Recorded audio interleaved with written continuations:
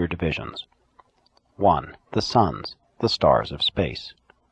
2. The dark islands of space. 3. Minor space bodies, comets, meteors, and planetesimals. 4. The planets, including the inhabited worlds. 5. Architectural spheres, worlds made to order. With the exception of the architectural spheres, all space bodies have had an evolutionary origin, evolutionary in the sense that they have not been brought into being by fiat of deity, evolutionary in the sense that the creative acts of God have unfolded by a time-space technique through the operation of many of the created and eventuated intelligences of deity. The suns. These are the stars of space in all their various stages of existence. Some are solitary evolving space systems, others are double stars, contracting or disappearing planetary systems. The stars of space exist in no less than 1,000 different states and stages. You are familiar with suns that emit light accompanied by heat, but there are also suns which shine without heat. The trillions upon trillions of years that an ordinary sun will continue to give out heat and light well illustrates the vast store of energy which each unit of matter contains. The actual energy stored in these invisible particles of physical matter is well nigh unimaginable, and this energy becomes almost wholly available as light when subjected to the tremendous heat pressure and the associated energy activities which prevail in the interior of the blazing suns. Still other conditions enable these suns to transform and send forth much of the energy of space which comes their way in the established space circuits. Many phases of physical energy and all forms of matter are attracted to and subsequently distributed by the solar dynamos. In this way, the suns serve as local accelerators of energy circulation, acting as automatic power control stations.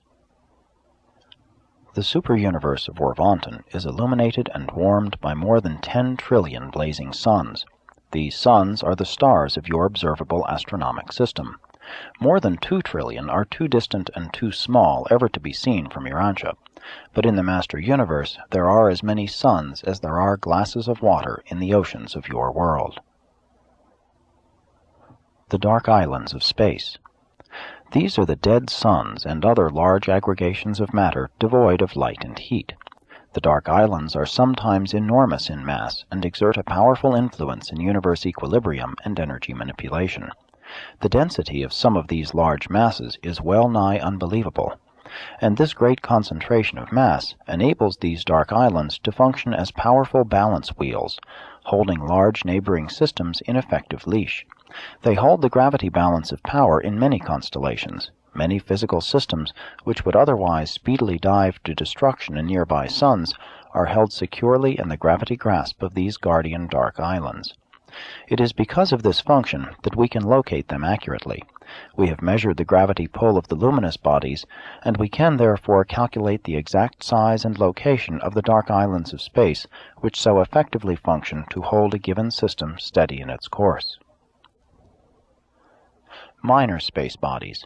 The meteors and other small particles of matter circulating and evolving in space constitute an enormous aggregate of energy and material substance.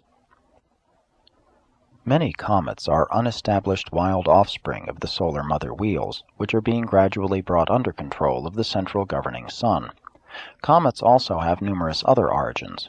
A comet's tail points away from the attracting body or sun because of the electrical reaction of its highly expanded gases and because of the actual pressure of light and other energies emanating from the sun.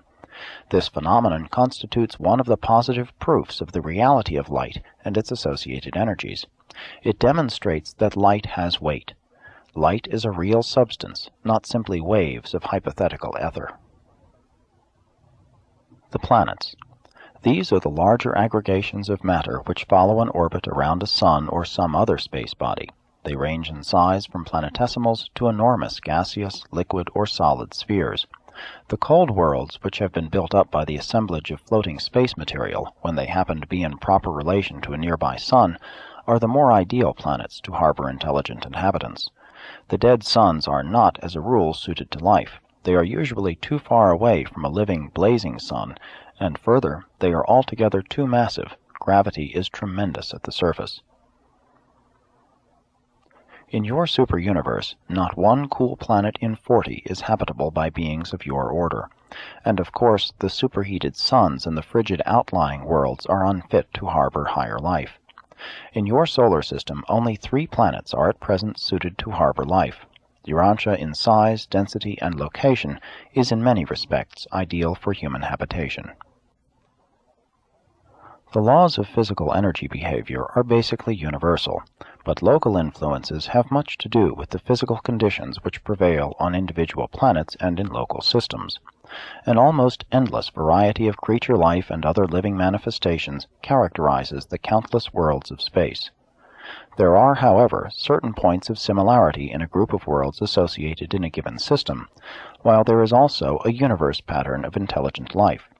There are physical relationships among those planetary systems which belong to the same physical circuit, and which closely follow each other in the endless swing around the circle of universes. 7. The architectural spheres. While each super-universe government presides near the center of the evolutionary universes of its space segment, it occupies a world made to order and is peopled by accredited personalities. These headquarters worlds are architectural spheres, space bodies specifically constructed for their special purpose. While sharing the light of nearby suns, these spheres are independently lighted and heated. Each has a sun which gives forth light without heat, like the satellites of paradise, while each is supplied with heat by the circulation of certain energy currents near the surface of the sphere. These headquarters worlds belong to one of the greater systems situated near the astronomical center of their respective super-universes.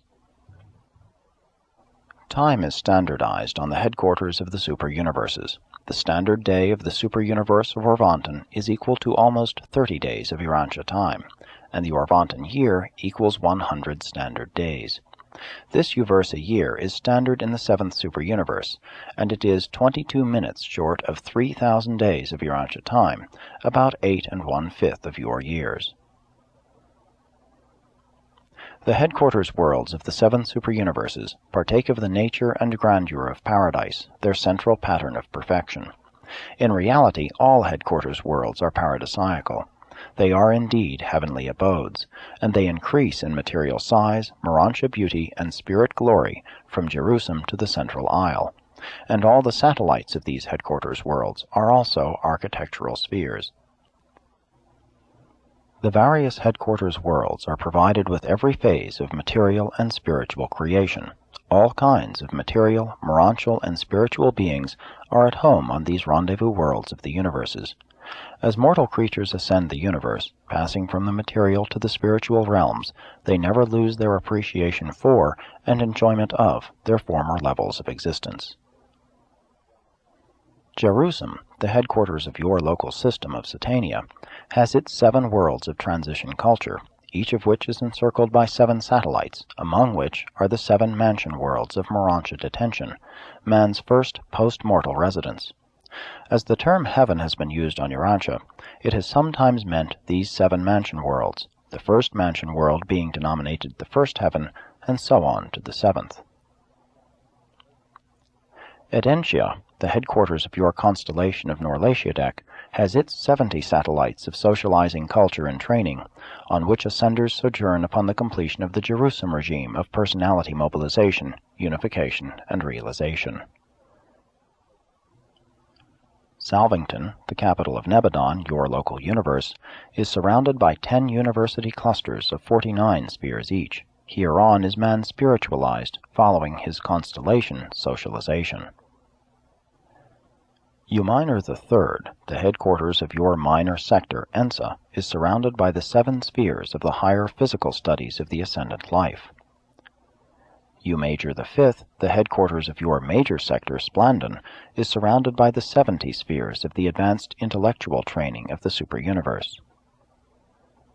Uversa, the headquarters of Orvanton, your super-universe, is immediately surrounded by the 7 higher universities of advanced spiritual training for ascending will creatures.